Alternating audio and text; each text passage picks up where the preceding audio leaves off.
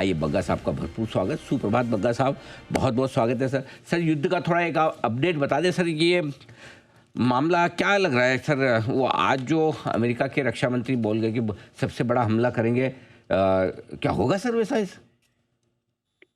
अनिल जी, उससे पहले ये कहना चाहूंगा कि 27 करोड़ फोलियो क्रॉस हो गए हैं म्यूचुअल फंड में। और आपका अगर आप देखें आपके शो को एट एनी टाइम 20 से 30 करोड़ लोग देख रहे होते हैं, तो बहुत आप ये उम्दा चीज कर रहे हैं जो म्यूचुअल फंड स्पेशल जो आप करते हैं। मैं भी आज लुक फॉरवर्ड कर रहा हूँ, पुराना सीईओ रह चुका हूँ म्यूचुअल फंड अरे का, सर, बट गए जमाने में, बट ऑलवेज कुछ आपसे सीखने को मिलता है। सर आपने तो ये कोशिश कर बहुत दिया मेरे अच्छा को। अब मैं शो करते हैं नर्वस हो जाए ऐसे उंगली में। अरे सर बग्गा सर देख रहे हैं एकदम, आप ऐसे बिना बोले देख ले तो ठीक है, लेकिन बोल के देख रहे, oh my God. Neha ji चाय वाय मंगाइए, थोड़ा सा स्ट्रेस आ गया।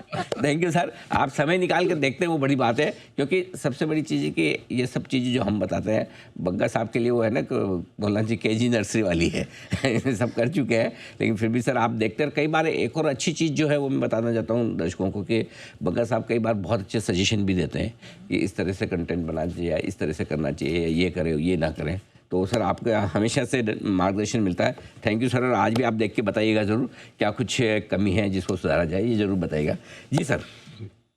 जी अनिल जी, तो जंग का अगर अपडेट देखें तो एक जो चीज कल निकल के आई कि माइंस शायद ईरान लगा रहा है स्ट्रेट ऑफ हॉर्मुज में।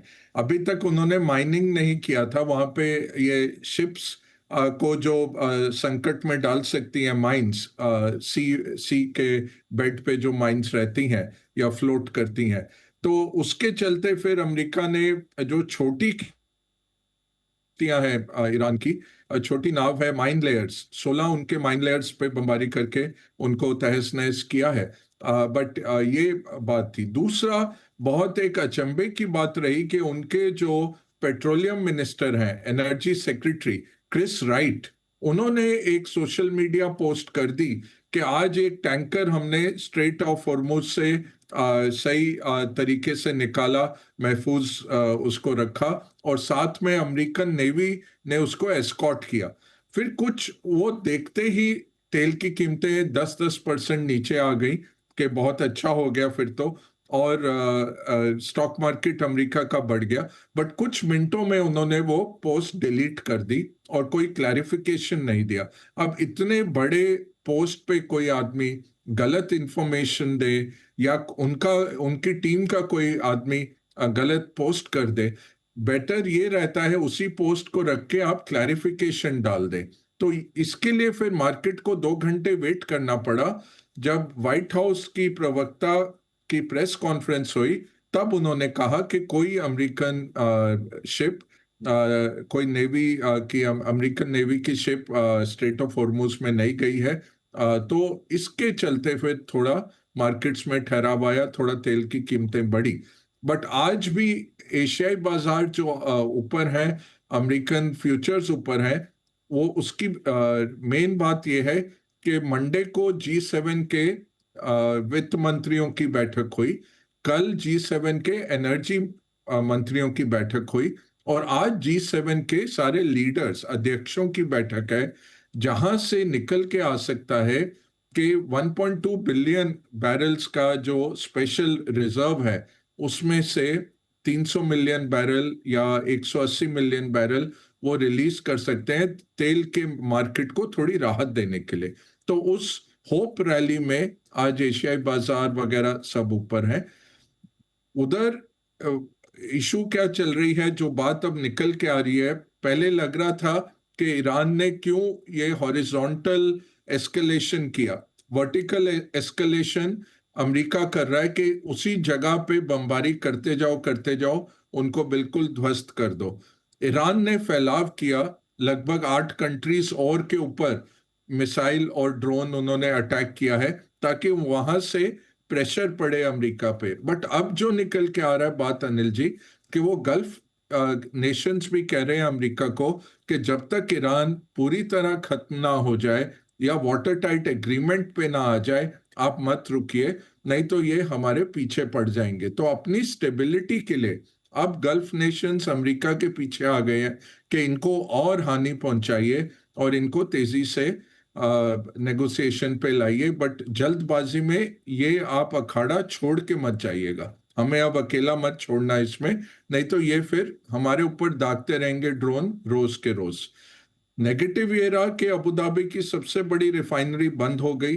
वहां पे एक ड्रोन अटैक हुआ तो उन्होंने कहा अभी हम सस्पेंड कर रहे हैं। और जैसे मैंने कहा था अनिल जी कि ये तेल का जो कुआं है उसमें आप बंद नहीं कर सकते। अगर वो बंद करेंगे कई बारी वो कुआं वापस भी नहीं आता, बिकॉज वो जो तेल है वो लेवल ढूंढता रहता है। आप उसमें प्रेशर डालते हैं, पानी से डालें या ग्वार गम वगैरह डालें, ये सब करके वो उससे फिर तेल ऊपर आता है, निकलता है। तो ये क्या करते हैं, थोड़ा थोड़ा प्रोडक्शन रखते हैं ताकि कुआं चलता रहे। तो ये अब सुनने में आ रहा है कि कुआं तो चल रहा है, बट उन्होंने वैसे कर दिया कि रिफाइनरी बंद है, जैसे मेंटेनेंस में रहती है।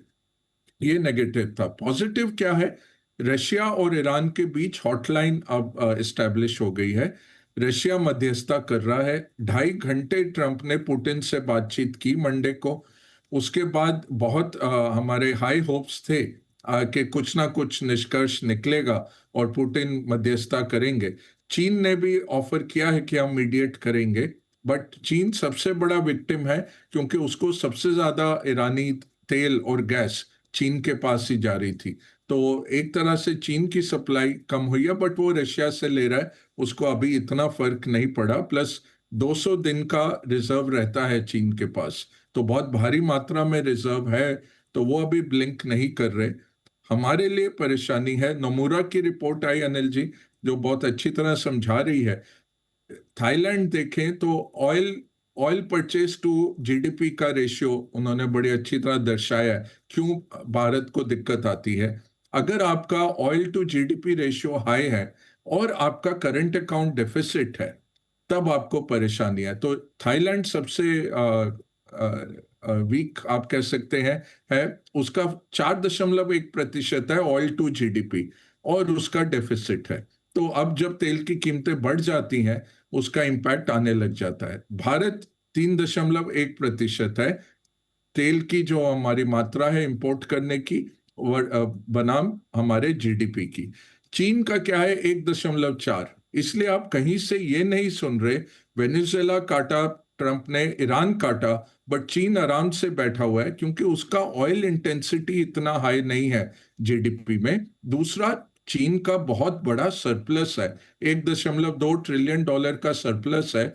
तो कहीं से उसको खरीदना भी पड़ेगा, 50 बिलियन 100 बिलियन एक्स्ट्रा लग भी जाएगा। उसके पास बेशुमार करंट अकाउंट पॉजिटिव में पड़ा है, हमारा नेगेटिव है। तो ये एक शॉर्ट वे में समझ आ जाती है कि तेल का संकट क्यों आता है भारत में, क्योंकि आपका ऑयल इंटेंसिटी हाई है जीडीपी में।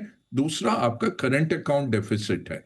तो अब जैसे अगर 100 पे रहता है तेल, हमारा आयात अगर 100 पे रहता है, तो हमें $70 बिलियन इस साल और देने पड़ेंगे, तो हमारा तेल का बिल $220 बिलियन पे जी जी पहुंच जी, जाता।